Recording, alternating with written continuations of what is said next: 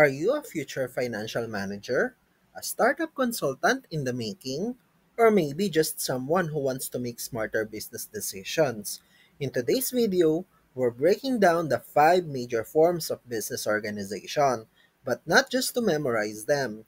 We'll explore how each structure impacts financing, taxation, control, and more importantly, how you as a financial management student can use this knowledge to analyze trade-offs, recognize risks, and guide real-world business decisions. Let's begin. A sole proprietorship is the simplest and most common form of business in the Philippines. It's owned by one person who has complete control and is personally liable for all debts.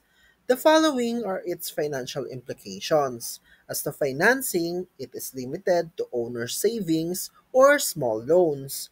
The business income of the sole proprietorship is taxed as personal income, and the owner has a full control, but the risk of this business structure is that there is unlimited liability, wherein the owner's personal assets can be claimed. Many think a small business has a less risk, but sole proprietorships are riskier financially if things go wrong. So, as a financial manager, you'll often meet small business owners who want full control, but with that comes personal financial risk and funding limits. Your job is to help them assess if simplicity outweighs the lack of investor appeal and scalability. Let's check how can we know if this business structure works by applying it to a real-world application. For example, Anna started a bakery from her home with 50,000 pesos. She chose a sole proprietorship for low startup cost, full control, and no need for partners or investors. So why do you think it worked?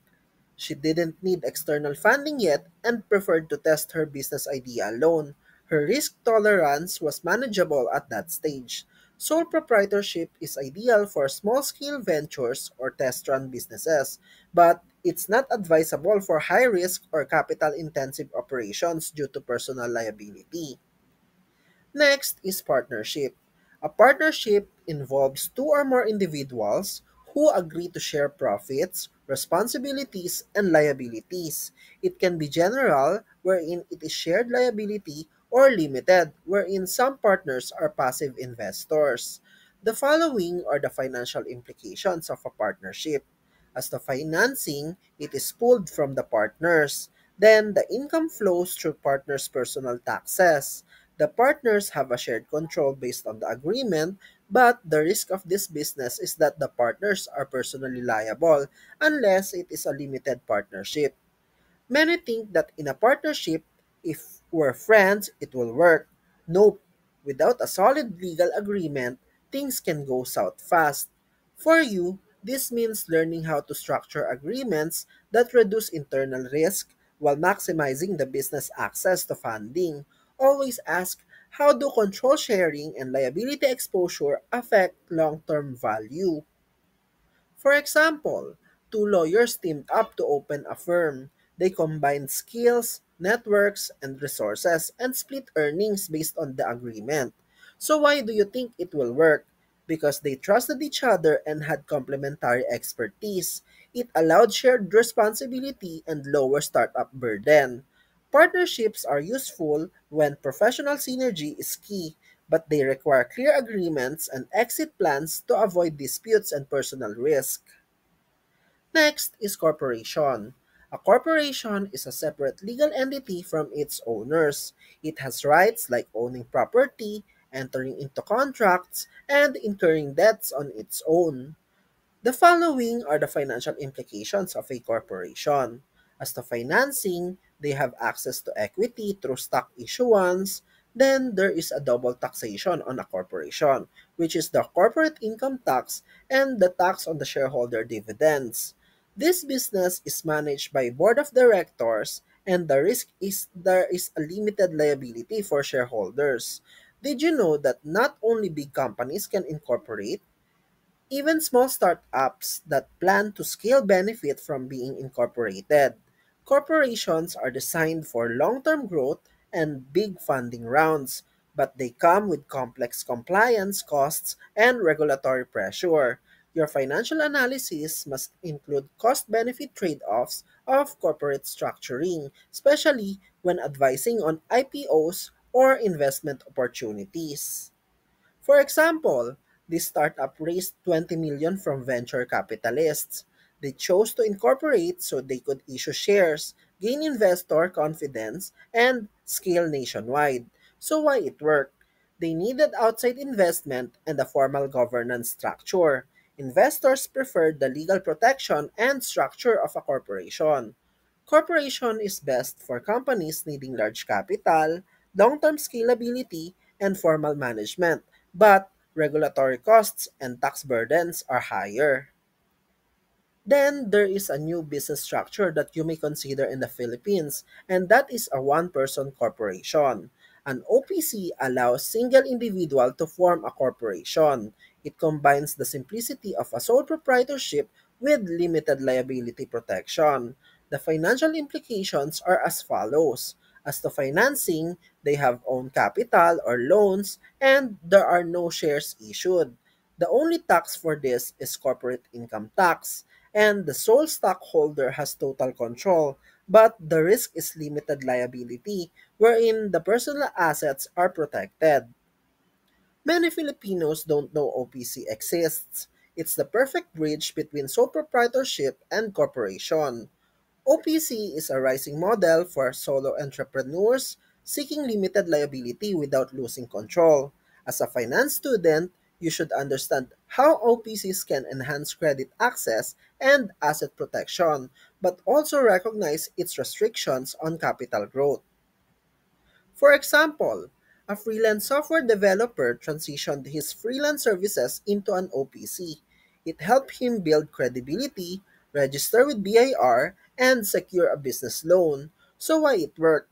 Mark had growing clients and didn't want to risk personal assets. So he wanted to be taken seriously by banks but still operate independently. OPC is ideal when you're growing beyond freelancing or want a professional, scalable structure without partners. This is great for consultants, creatives, and solopreneurs. Lastly is a cooperative. A cooperative is a member-owned, democratically run organization created to meet shared needs. Members share profits, control, and responsibility. The following are the financial implications of a cooperative. As to financing, it is coming from the member contributions, then some incomes may be exempt from tax and the profits are shared. Each member has one vote. However, the risk for this business structure is that there is a shared and the decision making is collective. Co-ops are not only for poor communities. In truth, co-ops empower people to grow together economically and socially. So as a financial manager, you must balance economic goals with social objectives. Co-ops are powerful for shared development, but your role is to highlight how capital limits and consensus-based decisions affect growth and efficiency. For example, 30 farmers pooled resources to buy supplies and sell products together. This helped them reduce costs and gain collective bargaining power in the market. So why it worked? Individually, they were weak, but together, they negotiated better prices, lowered input costs, and shared in the benefits equitably. Cooperatives work for community-based ventures with shared goals. However, slower decisions and conflict management can affect efficiency. Choosing the right business structure is not just a legal decision, it is a financial strategy. Each structure shapes how you raise capital, pay taxes, manage control, and mitigate risk. And most importantly, each structure supports a different kind of business goal. So for sole proprietorship, it is best for small, fast startups since it is low cost and high control. Then as to partnership, it is best for professional firms, shared ventures since there is a pooled resources and joint risk. Then as to corporation, it is best for scalable startups, formal investors since it is a business for capital raising and limited risk. Then for OPC, it is best for serious solopreneurs since liability protection plus full control. And for cooperatives, it is best for community or mutual benefit groups since there is equity sharing and collective power. Got a business idea? Drop it in the comments and tell us what structure you'd use and why. And don't forget to like, share, and subscribe for more business deep dives simplified. This is Project Accounting reminding you business structures are not just legal jargon. They affect your money, your risk, and your future. Pick the right one and you're set for growth. See you in the next video.